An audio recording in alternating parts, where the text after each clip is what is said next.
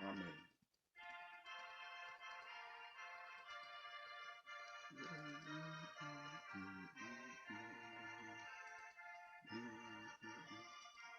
Déjà, nous sommes en live pour tous nos frères et sœurs, pour nos amis, pour tous nos collègues. Voilà encore une fois ce mardi 18 octobre 2016. Dieu nous a donné encore ce souffle de vie afin que nous puissions partager la parole de Dieu. C'est sous cette musique qui nous permet toujours à être avec vous partout que vous allez être. Mes bien-aimés, c'est une joie d'avoir d'abord la grâce de partager, de lire la parole de Dieu. Parce que déjà dans la Bible, il est écrit que heureux ceux qui lisent et ceux qui entendent le parole de la prophétie.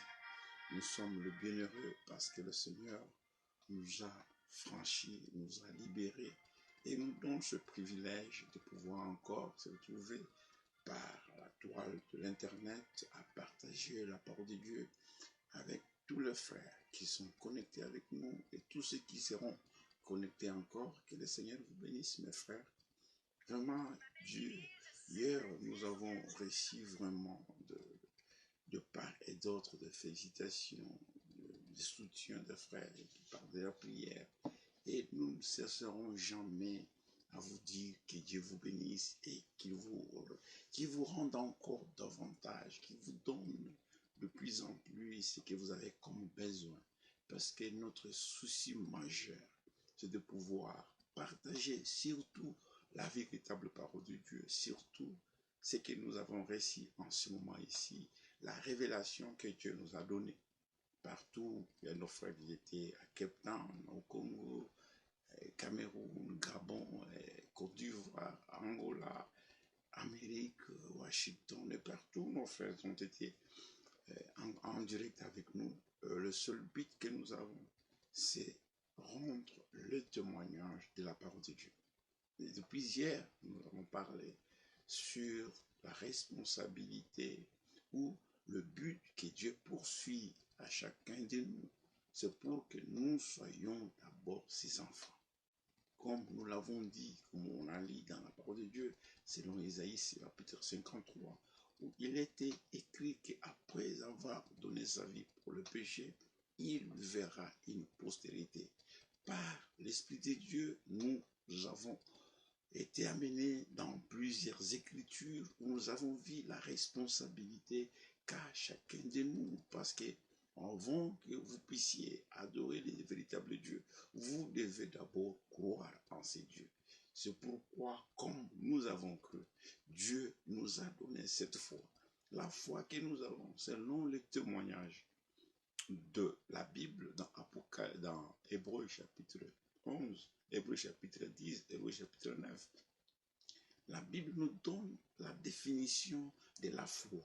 Il est écrit que la foi est une forme assurance, que tout le frère puisse connaître que tout ce que nous pouvons faire, tout ce que nous pouvons avoir dans les choses divines, c'est par la foi. Nous avons cette assurance, frère, en tant que les enfants de Dieu, que la parole que nous recevons, c'est elle qui nous amènera jusque dans l'enlèvement. La parole que nous recevons, c'est elle qui nous transforme. La parole que nous recevons, c'est cette parole-là qui nous fait des enfants de Dieu par l'engendrement de la sémence de la parole de Dieu. Sans la parole, on n'est que des religieux. Mais Dieu n'aime pas avoir de religieux. C'est pourquoi dans son amour, il l'a envoyé. La parole de Dieu, il nous a légué, il nous a donné. C'est ça nous avons cette joie. La joie, ce n'est pas avoir de choses. La joie, ce n'est pas vivre en Amérique. Mais la joie que nous avons, c'est d'écouter la parole de Dieu. Parce que la Bible dit, l'homme ne vivra pas de pain simplement, mais il vivra de toute la parole qui sort de la bouche de Dieu. Tout ce qui sort de la bouche de Dieu. Qu'est-ce qui sort de la bouche de Dieu? C'est la sémence. C'est cette sémence-là. Quand nous la recevons par la foi, Aujourd'hui, nous avons la foi que c'est lui qui a promis dans sa parole, qui a dit que je veux vous préparer une place et je reviendrai. Il ne viendra pas prendre n'importe qui. Il a donné, c'est ça l'invitation. L'invitation a été lancée, mais nous sommes la catégorie des enfants qui ont accepté, qui ont accueilli cette invitation et nous la recevons par la foi. Maintenant, sans pour autant tarder, nous allons lire une écriture. Nous lisons dans 1 Corinthiens chapitre 12, le verset 12. Nous lisons au nom du Seigneur Jésus-Christ. Regardez ce que Corinthiens dit. Nous continuons toujours sur d'abord la responsabilité que nous avons en tant que des enfants de Dieu. Si nous allons à l'église, nous devons être conscients que Dieu a besoin. Nous sommes ses enfants. Vous devez être conscient, vous devez être convaincu que vous êtes un enfant de Dieu. Ce n'est pas le témoignage d'un homme qui peut vous donner et qui peut t'affirmer, mais que tu sois d'abord toi-même convaincu que le Seigneur qui t'a appelé, il t'a fait toi, tu es son Dieu, par la lumière. C'est pourquoi dans 1 Corinthiens chapitre 12, il est dit ceci, verset 12, 1 Corinthiens 12, nous lisons au nom du Seigneur Jésus-Christ, il dit ceci, car comme le corps est un et a plusieurs membres, et comme tous les membres du corps, malgré leur nombre, ne forment qu'un seul corps, ainsi en est-il de Christ. Il parlait du corps du Seigneur. Et le corps du Seigneur est composé de plusieurs membres. Et ces membres-là, c'est toi, ma soeur, c'est toi, mon frère, qui forme le corps du Seigneur. Nous sommes plusieurs. Nous sommes plusieurs sur la terre. Il y a le corps du Seigneur qui est en Égypte, il y a le corps du Seigneur qui est au Congo, en Afrique, il y a le corps du Seigneur qui est ici en Amérique, il y a le corps du Seigneur dans tout le pays, sur la face de la terre où la parole a été prêchée. C'est pourquoi il dit ceci, comme le corps est un, nous avons simplement un seul corps, c'est le corps du Seigneur. Maintenant, dans Ésaïe, on dit, le corps du Seigneur est malade. Pourquoi ce corps est malade? C'est parce que le corps a voulu recevoir les interprétations. C'est le but même que Dieu a envoyé cette parole. Il a envoyé le message au temps de la fin. Il a envoyé la parole biblique afin que le peuple de Dieu puisse revenir à lui. Regardez même si nous lisons, quand nous lisons Apocalypse chapitre 3, écoutez ce qu'il est dit, le verset 14. Ça, c'est l'écriture qui concerne l'âge de l'église d'Odyssée. C'est pourquoi nous avons dit un jour, tous les frères dans les églises indépendantes, ceux qui prêchent dans les dénominations, ceux qui prêchent le pentecôtiste, vous prêchez quelle parole? Vous êtes vraiment, vous avez l'absolu sur quelle parole? Dans quel âge que nous vivons? Si vous dites que nous sommes au temps de la fin, c'est que vous voulez dire pas avec nous que nous vivons dans l'âge de l'Odyssée. Mais l'âge de l'Odyssée, il doit y avoir un envoyé de Dieu. Comme Dieu a des envoyés de messagers célestes, il a aussi de messagers terrestres. Mais ici, dans l'Apocalypse, il est dit, beaucoup de gens, ils lisent. Beaucoup lisent cette écriture d'Apocalypse. Mais ils ne savent pas parce qu'ils n'ont pas la révélation de Dieu. C'est lui qui a la révélation de Dieu, il comprendra et il verra où est-ce que le Seigneur parle et quelle est la parole qui est de l'air. Il s'agit de la parole de ton jour. C'est pourquoi il dit, voici ce qu'il dit l'Amen. Nous sommes au temps de la fin. Quand le Seigneur se présente, il se présente comme c'est lui qui est la fin, l'Amen. Le témoin fidèle et véritable. Il n'y a qu'un seul témoin fidèle et véritable, c'est le Seigneur Jésus-Christ. Que le Seigneur bénisse mon frère Papi. Il dit, le commencement de la création de Dieu. C'est lui qui est dans la création de Dieu. C'est celui qui reçoit la parole de Dieu. C'est celui qui accepte l'œuvre accomplie à Golgotha. Nous ne sommes pas dans la création du monde. Cette création a désobéi, mais Dieu commence une autre création, c'est la création nouvelle, la création qui vient à lui par la parole de Dieu. C'est pourquoi il est dit dans Apocalypse, dans le verset chapitre 3, le verset 1, il dit, écris à l'ange de l'église de Laodicée, voici ce que dit. Nous voulons ce que dit Dieu. Il dit, voici ce que dit l'Amen. Il se présente comme l'Amen, le témoin fidèle et véritable.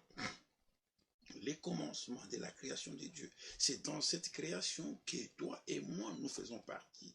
Et comment y faire partie? C'est par la naissance. Et cette naissance, comme nous l'avons dit, que tous tes fils seront des disciples. Nous ne sommes pas les disciples d'une église, nous sommes les disciples du Seigneur Jésus-Christ. C'est dans cette création. Frère, si tu es dans cette création, tu ne vas pas te plaindre. Tu auras toujours le temps, chaque fois, de regarder qu'est-ce que Dieu dit. Les enfants de Dieu, ils écoutent le parole de Dieu.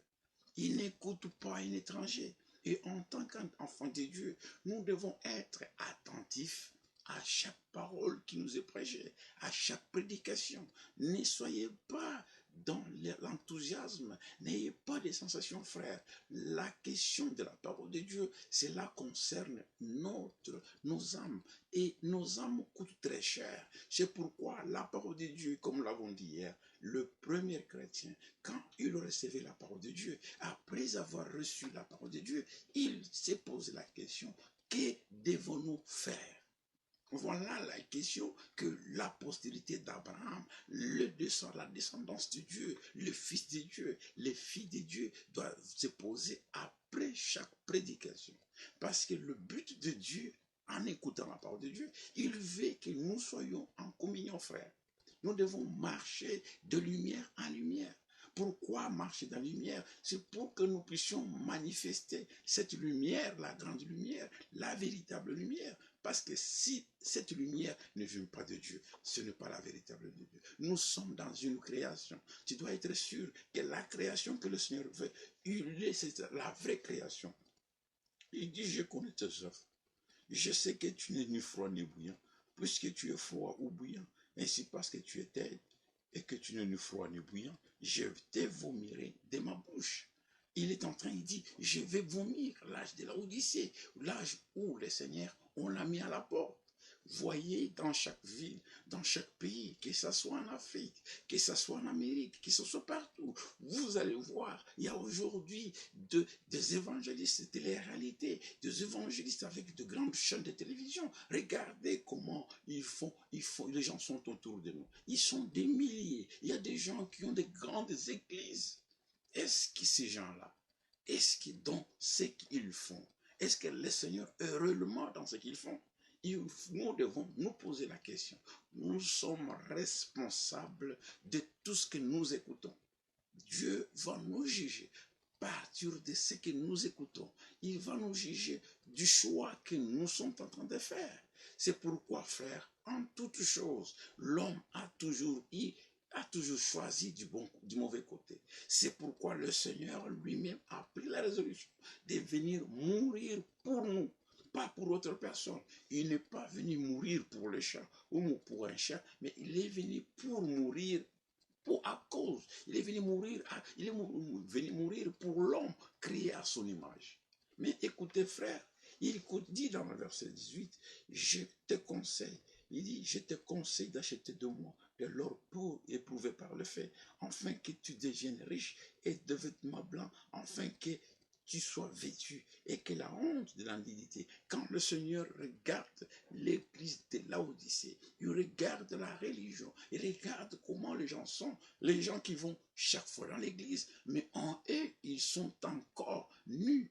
Ce qui nous couvre, frère, c'est la parole de Dieu. Nous devons être revêtus de la puissance de Dieu. Retournons dans 1 Corinthiens chapitre 12. Il dit, nous avons tous, en effet, été baptisés dans un seul esprit. Comme nous l'avons dit hier, l'esprit qui nous a baptisés, nous devons avoir les sceaux de Dieu. Nous devons être remplis du Saint-Esprit, parce que la Bible dit que Dieu est esprit.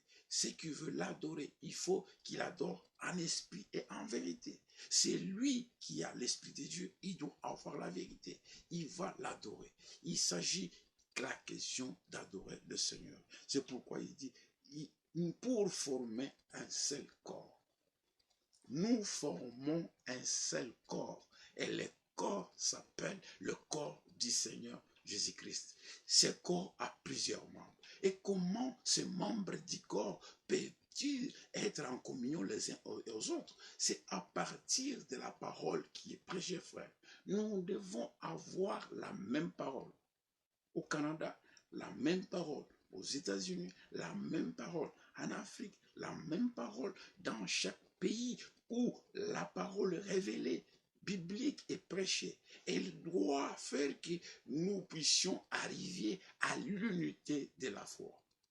Il ne peut pas y avoir l'unité de la foi si chacun veut prêcher ce qu'il veut. Laissons nos ambitions, prêchons la parole de Dieu. Et la parole dit, c'est lui qui est envoyé de Dieu. Il dit la parole de Dieu. Nous devons prêcher la parole de Dieu pour qu'il y ait des enfants de Dieu. Vous voulez avoir une église, vous voulez avoir des gens sanctifiés, prêchez la parole. Ne prêchez pas autre chose. C'est pourquoi il dit, nous sommes un corps, frère. Nous sommes un corps. Si un corps est si un membre est malade, c'est tous les corps qui s'occupent, frère. C'est pourquoi si l'amour de Dieu, si vous êtes fils de Dieu, vous serez même, vous aurez la compassion envers le frère. Vous aurez la compassion envers la sœur. C'est pourquoi nous allons continuer. Écoutez ce qu'il dit. Il dit, malgré le nombre que forment les corps, ils sont un. Et puis il dit, il n'y a ni juif, ni grec, ni libre. Et nous avons tous été abrégés dans cet esprit. Il faut que le corps soit abrégé. Il faut que la parole que vous écoutez, que ce soit une parole du Seigneur, que ça ne soit pas la parole de l'Église. Écoutez dans l'Ancien Testament, quand un roi pouvait avoir ces femmes, on les confiait à des eunuques. Eunuques étaient qui? Étaient des gens qui n'avaient pas la sémence en eux. C'est eux qui s'occupaient de la femme. Et le véritable serviteur d'aujourd'hui, ils sont le duc des eunuques. Un serviteur de Dieu qui est appelé de Dieu n'a pas sa propre sémence. C'est lui qui prêche que Jésus est déjà venu. Il prêche sa propre sémence. C'est lui qui dit que Branham est Dieu. Il prêche sa propre sémence. Celui-là n'a pas droit même de parler à l'église du Seigneur. Il n'a pas droit de nourrir l'épouse du Seigneur. L'épouse du Seigneur doit être nourrie par la parole de Dieu. C'est pourquoi, frère, malgré le nombre que nous sommes, nous formons un seul corps. Les corps se forment avec quoi? Les corps se forment avec des membres qui viennent par l'engendrement de la parole de Dieu. Si vous n'êtes pas engendré par la parole de Dieu, si vous n'êtes pas appelé, si vous n'avez pas accepté l'invitation du Seigneur, vous ne pouvez pas faire partie aux membres du corps du Christ. Nous ne voulons pas être en dehors du corps du Christ, mais nous voulons être dans le corps du Christ en tant que membre. Regardez, tous les membres de quelqu'un sont attachés les uns aux autres. Le croyant, le Fils de Dieu, nous devons être attachés, frère, par l'amour divin. L'amour divin, il faut que cet amour se manifeste en nos frères.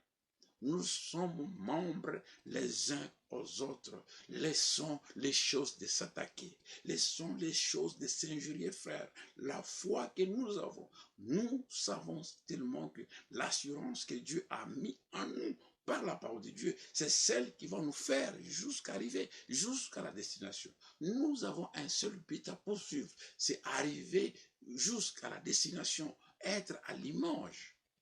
Les enfants de Dieu, par la parole de Dieu, ils doivent être à l'image. Vous voulez être à l'image de qui? Cher prédicateur, vous voulez faire l'église l'image de qui? Parce que Dieu, dans sa parole, au travers de sa semence, il veut que tous les enfants soient à son image. Il ne veut pas que nous soyons à l'image d'un prophète, ni à l'image d'un croyant, ni à l'image d'un frère, mais il veut que nous soyons à son image. Quand on va regarder, on regarde le frère, on regarde celui qui se dit qu'il est chrétien, qu'on puisse voir l'image de Jésus-Christ. C'est pourquoi la Bible dit que Jésus est l'image de Dieu invisible. Aujourd'hui, ces enfants, la descendance, les élus de Dieu, ils sont l'image de Jésus-Christ. Aujourd'hui, Jésus a dit, le monde ne me verra pas, mais vous me verrez. Les gens doivent voir Christ en nous. Nous portons, frère, cette responsabilité. Tu portes la responsabilité. Tu portes cette charge. Tu dois faire attention, frère. Ce que nous écoutons, nous sommes membres les uns et les autres. On ne doit pas se mordre. On ne doit pas se critiquer. Pourquoi toutes ces choses? La Bible dit dans Ésaïe, n'y a-t-il pas de bombes en Galate? Pourquoi la plaie de ma fille n'est-elle pas guérie? Dieu a envoyé les remèdes. Le corps malade, c'est le corps du Seigneur Jésus-Christ. Mais je vous tiens à vous dire, frère, ce corps ne restera pas toujours malade. Aujourd'hui, si quelqu'un est malade, c'est parce qu'ils ne veulent pas prendre les produits que le Seigneur a donnés. Ils ne veulent pas être guéris, frère. La guérison de notre âme dépend d'abord de la parole que nous écoutons. C'est pourquoi vous, en tant que membres de l'Église, faites tous vos efforts, frères, afin que nous puissions, en comprenant la parole de Dieu, que nous puissions faire partie du membre du corps de Christ, parce que nous sommes la descendance, nous sommes la postérité, ceux qui ont d'abord nous étions des appelés, et après avoir été appelés, nous sommes des élus. Un élu de Dieu, un appelé, lui regarde simplement des miracles. Un appelé, il se contente parce qu'il est fils de Dieu, mais nous allons jusqu'au baptême du Saint-Esprit. Il faut que l'Esprit de Dieu soit en vous. C'est lui qui n'a pas l'Esprit de Dieu. Il ne peut pas adorer bien le véritable Dieu. C'est pourquoi il dit, nous sommes formés. Nous devons être formés, frères. Il dit ceci, ainsi le corps, nous sommes au verset 14 de 1 Corinthiens chapitre 12, ainsi le corps n'est pas un seul membre, mais il est formé de plusieurs membres. Si les pieds disaient, parce que je ne suis pas une main, et si je ne suis pas du corps, le pied ne peut pas dire, moi je ne suis pas la main, c'est que je ne fais pas partie du corps. Oh, moi je ne suis pas la bouche, c'est que je ne suis pas partie du corps. Non, tous les membres sont été disposés dans un corps avec un but. Quand il s'agit de prendre quelque chose, le vieux regarde, le pied marche et la main va prendre. Regardez, chaque membre a une fonction. Que Dieu bénisse mon frère Jean depuis Chypre. Chaque membre a une fonction. Toi, frère, en tant que membre de l'Église, vous avez une fonction. Nous avons une fonction dans le corps du Christ. La fonction que Dieu nous a donnée, ce n'est pas la fonction de se critiquer. Abandonnons les critiques, frères. Nous devons avancer. Paul pouvait dire, quand j'étais un enfant, je parlais comme un enfant. Nous, on ne doit pas simplement rester des bébés. Nous sommes nés, mais nous devons grandir. En tant que les enfants de Dieu, en tant que la sémence d'Abraham, la postérité, l'héritier en Jésus-Christ, nous devons grandir. Un enfant qui veut hériter l'héritage de son père, il faut que cet enfant grandisse. C'est pourquoi Paul, en parlant aux Galates, il a dit ceci, quand l'héritier est encore enfant, il ne diffère pas d'un esclave. Tu es un enfant de Dieu, frère. Mais tant que tu es encore un enfant, tu ne diffères pas d'un esclave. Et on ne peut pas te donner la responsabilité. Vous devez grandir. Il faut que nous ayons la stature de l'homme parfait. Pourquoi cette stature? C'est pour que nous soyons des hommes faits, des enfants rigides, même s'il y a une fausse doctrine, même si Satan vient avec un enseignement qui est faux, c'est lui qui est adulte. Il a le discernement. Pourquoi nous devons grandir? Parce que notre Père, il veut nous adopter, il veut nous planter, il veut nous placer comme responsables. Il veut que nous puissions réjouir, nous puissions être responsables de tout ce qu'il a comme bien. Nous sommes des héritiers. Comment quelqu'un peut se dire héritier et qui ne fait pas et qui n'assume pas l'héritage? Oh frère, que cette parole puisse vraiment faire quelque chose en nous, que chacun de nous puisse demander, est-ce que depuis le temps que j'ai reçu la parole de Dieu, je suis toujours un enfant ou j'ai grandi? Le Fils de Dieu qui vont hériter, qui vont être responsables de l'héritage, ils doivent être respectueux. Il faut qu'ils soient d'abord eux-mêmes disciplinés.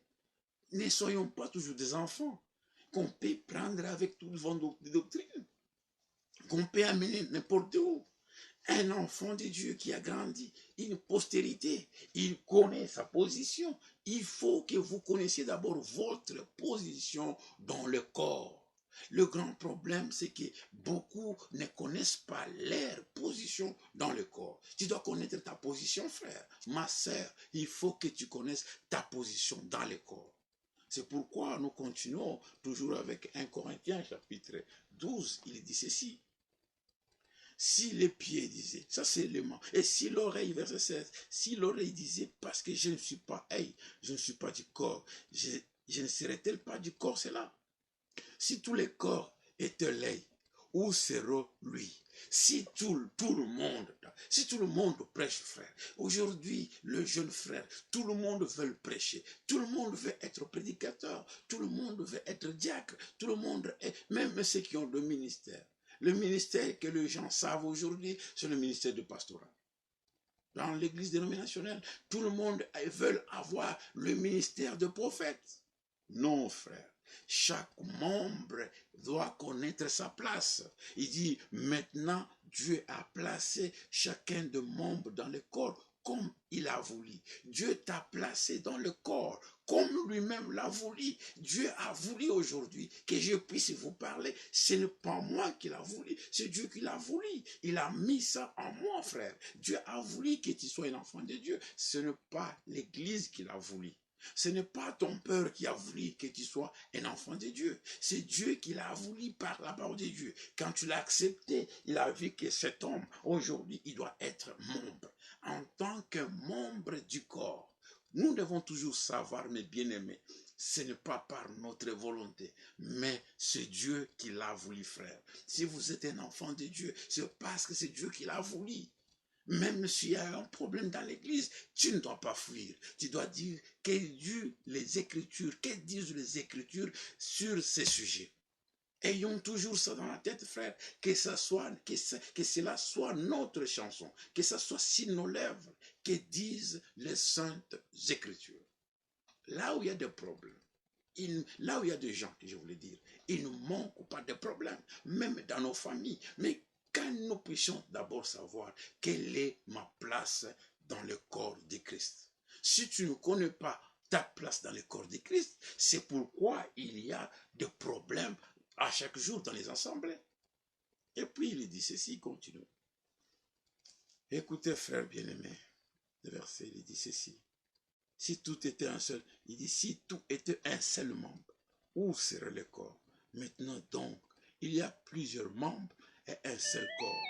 C'est ça qu'il dit. Il dit, enfin, pourquoi est-ce que Dieu continue jusqu'en bas? Pourquoi est-ce que le Seigneur a mis ces choses-là? Il a mis le corps. Nous sommes, pourquoi est-ce qu'il nous a placés en tant que le corps, en tant que membre dans le corps? Il ne veut pas qu'il y ait des divisions. Si c'est lui qui est fort, qu'il puisse supporter celui qui est faible, avec l'amour, en l'exhortant avec la parole de Dieu. Si nous avons ces désirs en nous, en connaissant que le frère que je parle avec lui est le membre du corps, il fait partie du corps. Nous tous, on ne peut pas être des mains. Nous tous, on ne peut pas être la bouche. Nous tous, on ne peut pas être les nez. Nous avons l'ordre divin, frère, l'ordre divin dans le ministère, l'ordre divin dans l'église et l'ordre divin même dans la créature. Les jours où le soleil va prendre la place de la lune, c'est pourquoi on dit qu'il y a éclipse du soleil. Oh, il faut que chaque membre puisse savoir sa place. Que chaque membre puisse comprendre quelle est ma place dans le corps du Seigneur. Mais écoutez encore une fois ce que Psaume dit. Psaume chapitre 22, verset 23. Regardez, nous partons dans Psaume. Nous parlons toujours des corps et nous allons finir notre partage aujourd'hui en concernant les corps. Psaume chapitre 22, verset 23. Lisons avec vous. Que Dieu bénisse tous ceux qui nous ont rejoints dans l'audience en écoutant la parole de Dieu. Qu'il vous bénisse partout. Écoutez ce qu'il dit dans Apocalypse, Psaume chapitre 22. Psaume chapitre 22, verset 23, il dit ceci. Je publierai ton nom parmi mes frères. La descendance de Dieu. Nous sommes des frères. Pourquoi nous nous appelons que nous sommes des frères? Parce que nous sommes engendrés. Nous sommes nés. Nous avons la foi. C'est pourquoi il dit, je publierai ton nom parmi mes frères et je te célébrerai au milieu de l'assemblée. C'est-à-dire l'assemblée que nous formons, le corps que nous formons, qui est partout. Et ce corps, quand nous nous retrouvons s'il est un lieu naturel, dans une ville, dans une salle, nous savons que le frère qui était à côté de moi, c'est mon frère à moi. Il faut que tu sois convaincu que cette personne à côté de toi, c'est ton frère. Si tu as cela dans ton cœur, tu ne dois pas parler mal de lui. Tu ne te mettras pas en colère jusqu'à tel point que ceux qui sont frères, ils font même 2 ans sans se parler. Est-ce que réellement vous êtes frères dans le Seigneur? Qui peut rester pendant 4 ans, 5 ans sans se parler, frère? C'est lui qui reste dans cet état. C'est le diable qui le fait. S'il y a quelque chose qui vient, il faut toujours que nous soyons dans le mesure de comprendre que ce n'est pas mon frère qui a fait, mais c'est le diable qui nous a mis en problème avec mon frère. Qu'est-ce que nous devons faire? Parce qu'il dit ceci, c'est ce que dans les parlé, nous allons répéter. Il dit, je publierai ton nom. C'est le nom du Seigneur que nous publions parmi mes frères. Il dit, je publierai ton nom parmi mes frères. Ça, c'est Yahweh qui l'a dit. C'est déjà une promesse qu'il est dit.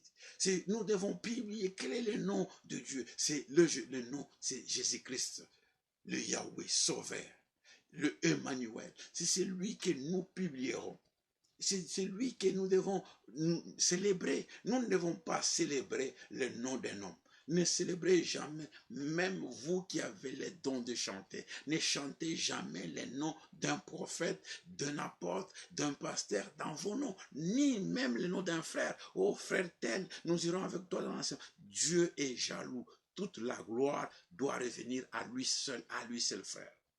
En tant que des enfants de Dieu, nous devons célébrer le nom du Seigneur. Nous devons le célébrer, nous devons publier son nom. Partout que nous devons être, nous le devons dire en ces temps que c'est Jésus-Christ, c'est lui qui est le seul véritable Dieu. C'est lui qui est le seul véritable Dieu. C'est ça les témoignages que le Seigneur aime. Notre témoignage doit être toujours en accord avec la parole de Dieu. C'est pourquoi il dit ici dans Hébreux chapitre 2 verset 12. Allons dans Hébreux. Hébreux chapitre 2. Écoutez ce que la parole de Dieu dit. Ah, j'aime la parole de Dieu. Elle est une puissante en nous. Hébreux chapitre 2 verset 12. Écoutez ce que la parole de Dieu dit. Nous allons lire cette parole. Verset, il dit ceci. Nous commençons au verset 10.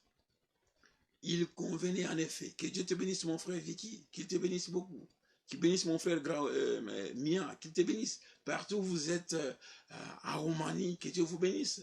Nous sommes écoutés en Roumanie, en Afrique, partout, en Amérique, que Dieu vous bénisse.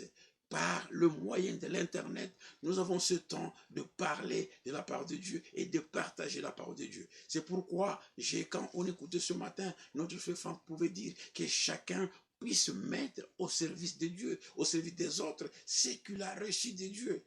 Mettez-nous dans le travail, frère. Nous avons un seul but et notre objectif, c'est de rendre témoignage de notre Seigneur Jésus-Christ. Je publierai ton nom parmi les frères. C'est-à-dire, nous devons publier le nom du Seigneur parmi le membre du corps. Nous devons le célébrer dans l'assemblée. C'est lui que nous célébrons. Il est le Dieu éternel. C'est pourquoi nous avons cette forme conviction que nous avons la vie éternelle en Jésus-Christ. Dans Hébreux chapitre 2, verset 10, il dit ceci. Il convenait en effet que c'est lui pour qui et par qui sont toutes choses et qui voulait conduire à la gloire beaucoup de fils.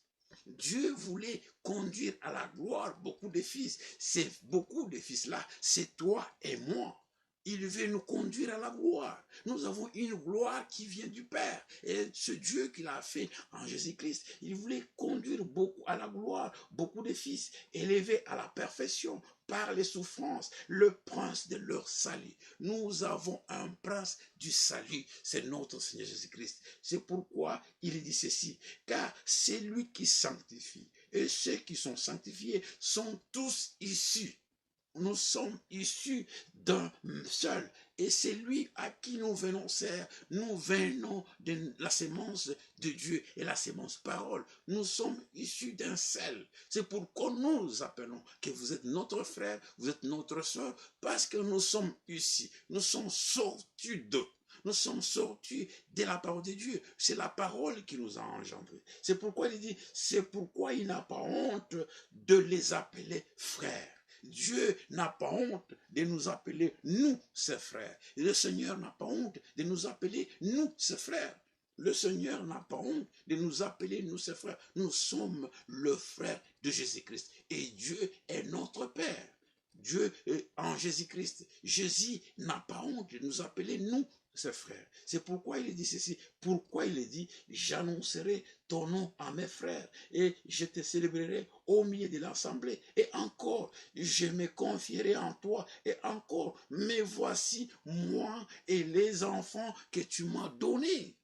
Si nous étions à Dieu, mais en Jésus-Christ, nous devenons des chrétiens. C'est au travers de l'œuvre accomplie à Golgotha que nous sommes le frère de Jésus, frère. C'est pourquoi, ayant de telles promesses, pourquoi restez-vous toujours dans le murmure et dans les critiques? Un enfant de Dieu ne peut pas critiquer. Que Dieu bénisse mon frère Simba, ayant de telles promesses. C'est pourquoi il dit, je vais annoncer, je répète, j'annoncerai ton nom à mes frères. Qui sont mes frères? C'est pourquoi j'ai toujours dit, nous ne sommes pas de Branhamistes. Et Branham n'aura jamais une grande famille comme nous l'avons. Branham a ses enfants. Ils sont à Kentucky. Ils sont à 10 heures de chez nous ici. Il a une famille. Il a Billy Paul. Il a Joseph Branham. Il a Sarah et tout ce que vous connaissez. Mais nous sommes les frères d'abord de Jésus-Christ. C'est pourquoi nous avons dit que soyons d'abord en communion avec le Seigneur Jésus-Christ. Si nous sommes en communion avec le Seigneur Jésus-Christ, cela va vous empêcher à écouter, frère, toute prédication qui n'encarde pas, qui ne dit pas du Seigneur Jésus-Christ, c'est une prédication qui vous amène vers la religion. C'est pourquoi, oh Dieu, nous aimons ce qu'est la parole de Dieu. Il dit, ainsi donc, puisque les enfants, il dit, moi et les enfants que tu m'as donnés.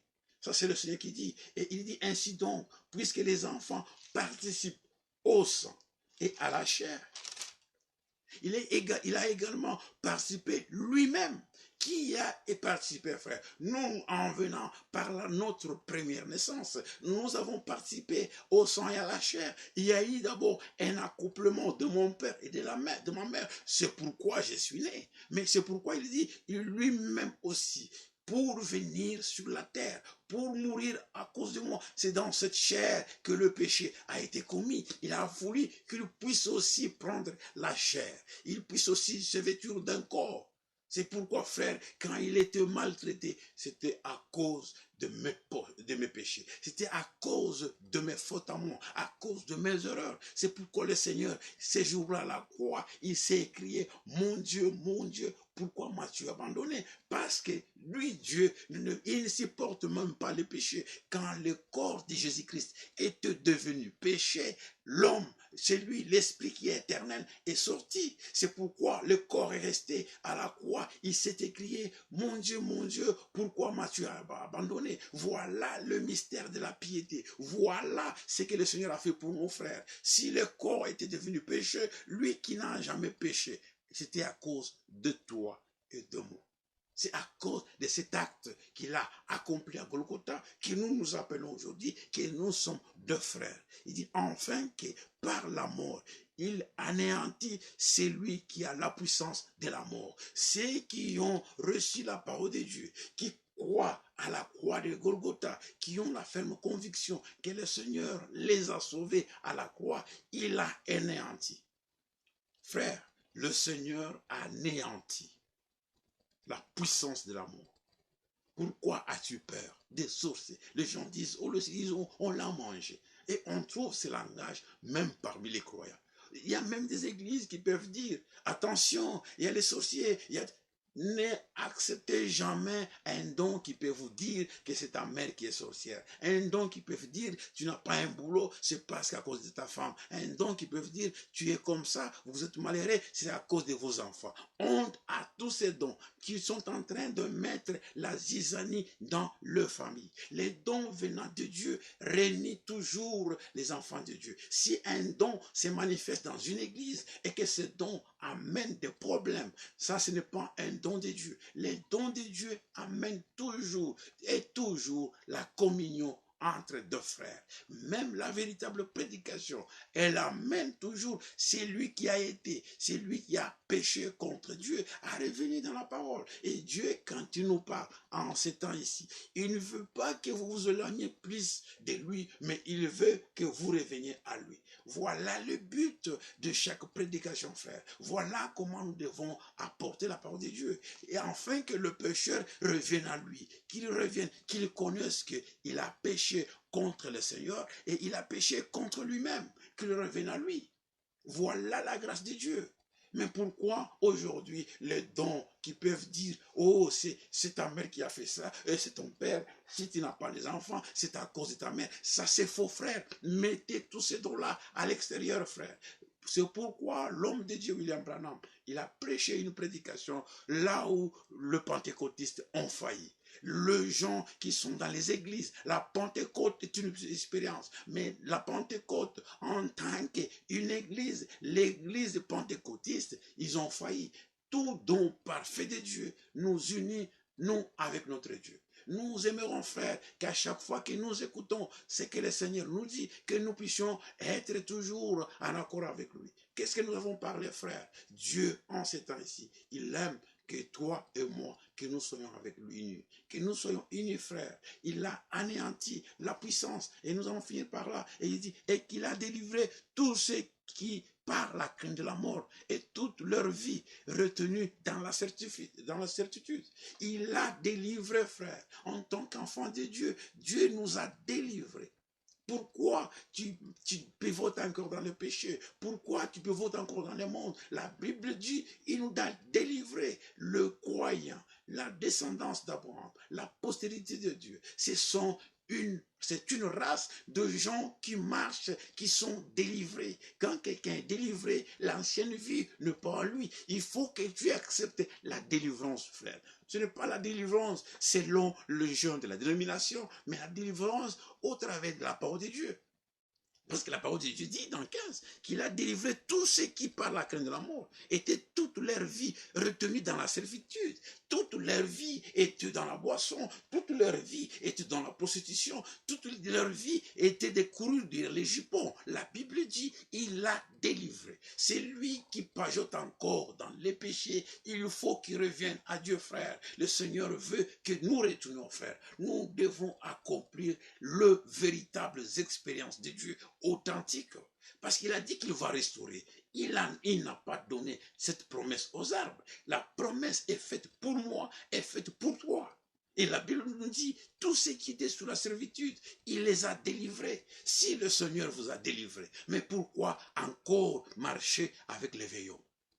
Oh frère, c'est pourquoi il dit ceci, car assurément, ce n'est pas à des anges qu'ils viennent en aide, mais c'est à ta postérité, c'est à la postérité d'Abraham, c'est à toi que le Seigneur vienne en aide. Aujourd'hui, frère, que tu puisses dire, Seigneur, viens en aide, viens-moi en aide. Tu m'as délivré. Les enfants de Dieu, qu'est-ce que nous avons parlé ce soir, frère? Les enfants de Dieu, ils sont délivrés. La postérité de Dieu, il est délivré. Ils ne sont pas dans la servitude. Ils ne sont pas esclaves de quelque chose. Ils ne sont pas dans la servitude de quelque chose. Mais ils ont la délivrance.